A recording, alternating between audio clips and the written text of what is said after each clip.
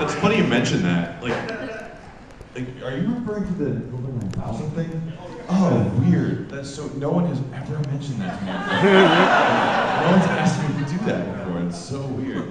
I actually have more fun these days making people who ask me to do that and have their cameras out already. I just love trolling them so hard. Like some people I come up and convince them like, what do you want me to say? Say it's over 9,000. Say that over it's over 9,000 thing. I'm like, well, so wait, do you say something? He goes, well, yeah, I say, what does the scout say about your power level? I go, okay, let's do it.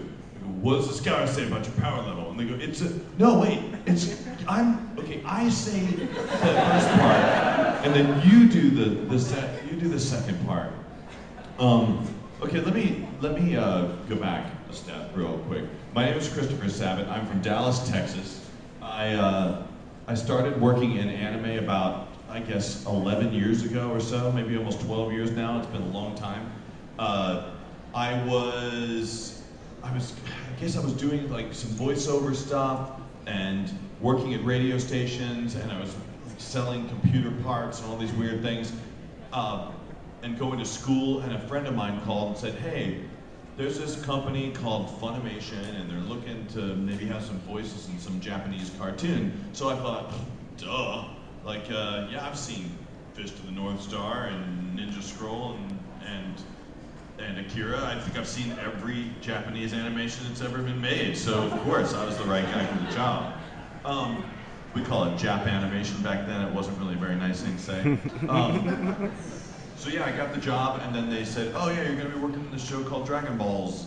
And I'm like, "Sweet, that sounds like a lot of fun." And then they gave me 2 giant trash bags full of video cassettes, and I was supposed to watch the whole series. But I didn't have the whole series. They only had like up through about the Frieza saga. But I remember having to like put in my VHS player, every single one of them, and then some weren't rewound, so I'd have to rewind the beginning of them. Anyway, so Funimation was a small company back then, like really tiny company, and they only had like 4 employees, and they didn't have a lot of money back then either, so they couldn't pay actors a lot of money. But then they said, "Chris, we gotta find all the actors." "Oh, but we can't pay them much of anything, and the agencies, you can't use those, so just do your best you can." So I had to put flyers up all over the place and like solicit just different campuses and colleges and theaters and stuff, trying to get out some information about some open auditions.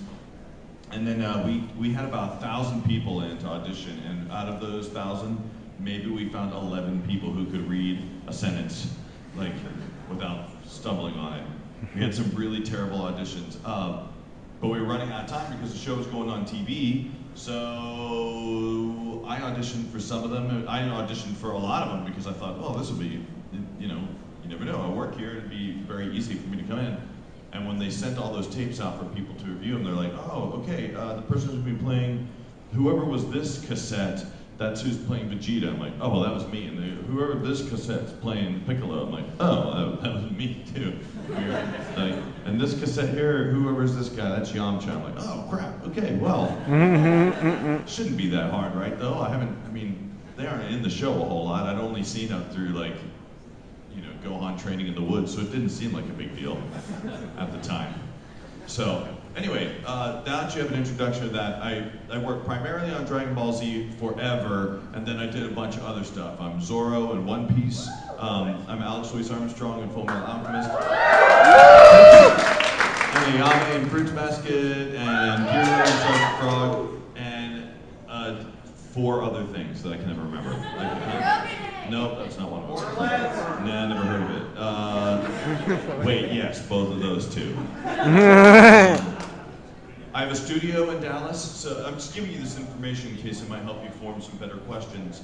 Not that yours was bad or anything, just,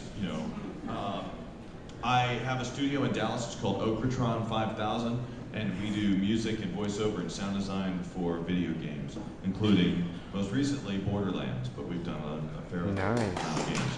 Thank you. Borderlands 2 was the most fun we've ever had working on a video game, really. At least it had the best script of any game we've ever worked on. Because I got Anthony Birch as the scriptwriter. Do you guys know of that show called Hey Ash, What You Playin'? Have you ever heard of it? If you haven't, you should go watch it, because they're stupid funny. I want to watch them right now. Never mind. Yes, we can't. All right, so now, with all that junk said, do you have any other questions, or did I answer them all? Ah, yes. What would happen if two of the characters you voiced in the past, Major Alex Louise Armstrong and Elfman from Fairy Tale, were to meet? Oh my God. I think all of anime would suddenly explode. They would just sort of cancel each other out. You wouldn't be able to hear them, sort of.